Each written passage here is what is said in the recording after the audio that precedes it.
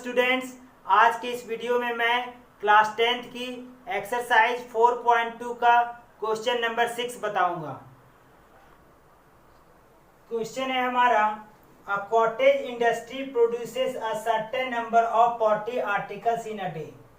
एक cottage industry है, small scale industry है, वो प्रोड्यूस कर रहा है certain number of pottery article, मतलब मिट्टी के आर्टिकल्स प्रोड्यूस कर रहा है एक दिन में। It was observed on a particular day that the cost of production of each article was 3 more than twice the number of articles produced on that day. क्या ऑब्जर्व कर रहा है कि पर्टिकुलर डे में cost of production of each article, एक article का जो cost है वो was 3 more than twice the number of article, मतलब एक आर्टिकल का जो कॉस्ट है और एक आर्टिकल जो है उसमें अगर कॉस्ट लेते हैं एक आर्टिकल का, तो आर्टिकल के कॉस्ट के डबल से भी 3 ज्यादा है। और यहाँ लिख रहा है if the total cost of production on that day was 90, total cost उस डे का टोटल कॉस्ट हो रहा है 90 रुपीज, तो फाइंड करना है number of articles produced and cost of article. तो चलिए मैं लिखता हूं तो फिर आपको समझ में आएगा अच्छे से। पहले यहां लिखेंगे find the number of articles, तो पहले लिखेंगे let number of articles produced on that day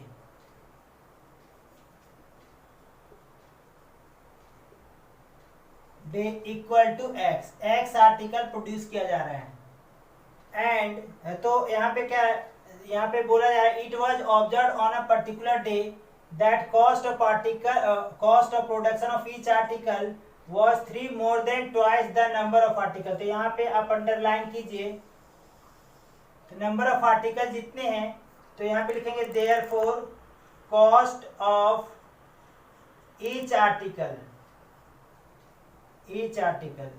देखिए अब मैं समझा रहा हूं, यहाँ पे कॉस्ट ऑफ ईच आर्टिकल क्या होगा, twice the number of article, 3 more than twice the number of article.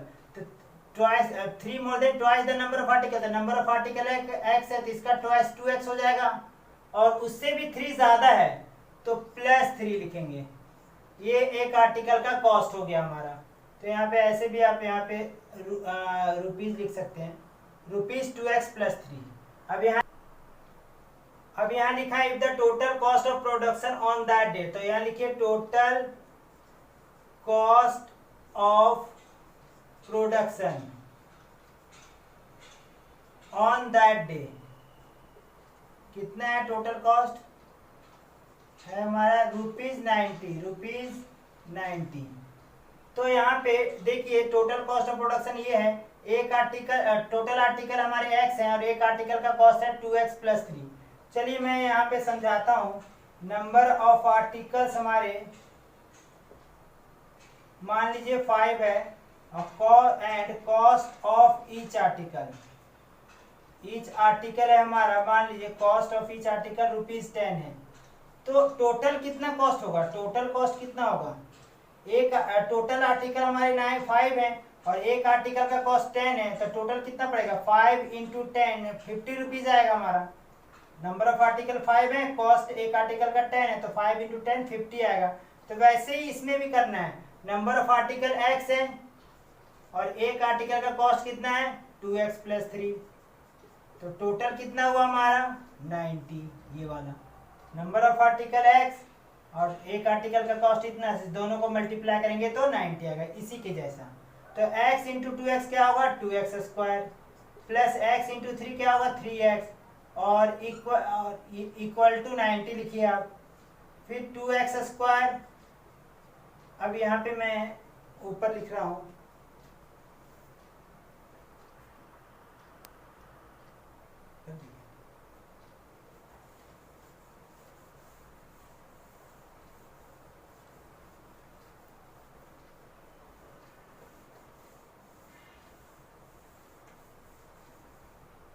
यहाँ पे देखिए 2x² + 3x, ये +90 है, इधर आएगा तो -90 = 0। अब ये किस फॉर्म में है, क्वाड्रेटिक के फॉर्म में। तो यहाँ पे लिखेंगे 2x² प्लस 3x प्लस में 90 है, लेफ्ट साइड में माइनस 90 आएगा। अब हमें ये किस फॉर्म में है, ax² plus bx plus c equal to 0, quadratic के फॉर्म में है। तो जब क्वाड्रेटिक के फॉर्म में है तो हमने फैक्टराइजेशन वाले मेथड से बताया था मिडिल टर्म स्प्लिट करना है। तो कैसे करते हैं, ये 90 और x² के पहले 2 है, तो 2 को 90 से मल्टीप्लाई कीजिए तो कितना आएगा हमारा 180। और 180 का एलसीएम हम लेंगे, 290 आएगा, यहाँ पे 245 आएगा, 315 आएगा और 3 5 जा 15, 5 1 जा 5। तो ठीक है, अब देखिए यहाँ पे लाना है आपको 3x लाना है, तो 2 2 जा 4, 4 3 जा 12, तो ये 12 हो गया हमारा और 3 5 जा 15, मीन्स 12 और 15 का हमें दोनों का यूज करके करते हैं तो 3 आ जाता है प्लस माइनस करने पे। तो यहाँ पे देखिए मैं लिखता हूँ 2x² माइनस, या प्लस मिलाना है ना, तो प्लस वाला बड़ा होगा और माइनस वाला छोटा है, तो माइनस में 12x लिख लीजिए और प्लस में 15x। ध्यान दीजिए, देखिए यहाँ पे प्लस में लाना था, अब यहाँ पे जब प्लस में हम लाएंगे तो प्लस में 15 होगा और माइनस में 12 होगा। अब आप बोल सकते हैं कि 15 वाला सर पहले क्यों नहीं लिखे, 12 वाला पहले क्यों लिखे हैं, तो ये वाला यहाँ लिखना चाहिए, ये वाला यहाँ लिखना चाहिए। एक्चुअल में मैंने इसलिए लिखा है क्योंकि 2 के टेबल में 12 आ रहा है और 15 के टेबल में 90 आ रहा है, इसलिए हमने लिखा। अब पेयर बना लीजिए,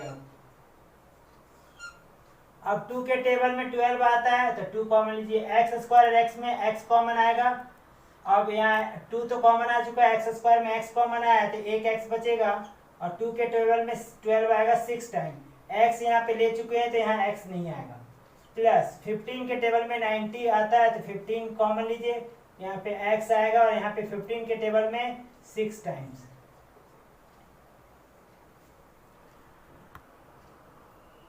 अब देखिए ब्रैकेट वाला सेम आना चाहिए, ब्रैकेट वाला अगर सेम नहीं आता है, ब्रैकेट वाला सेम नहीं आता है तो गलत हो जाएगा।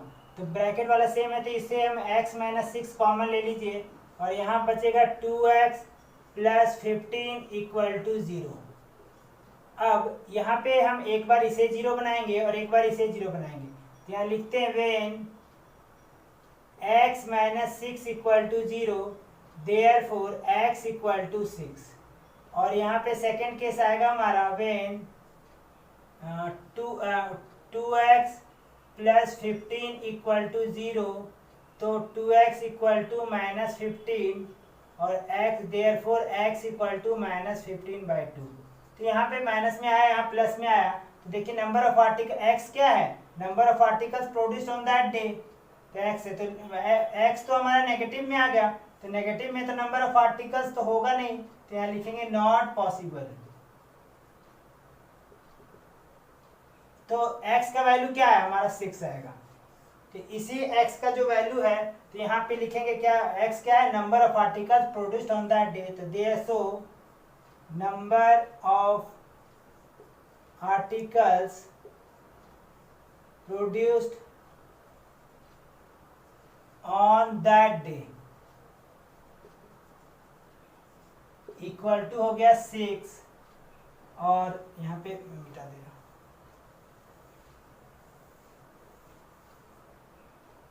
And cost of each article equal to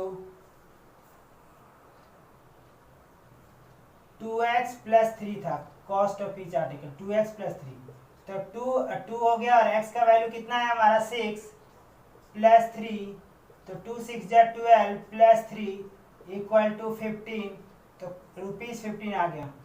तो कॉस्ट ऑफ ईच आर्टिकल हमारा 15 है और नंबर ऑफ आर्टिकल हमारा 6 है,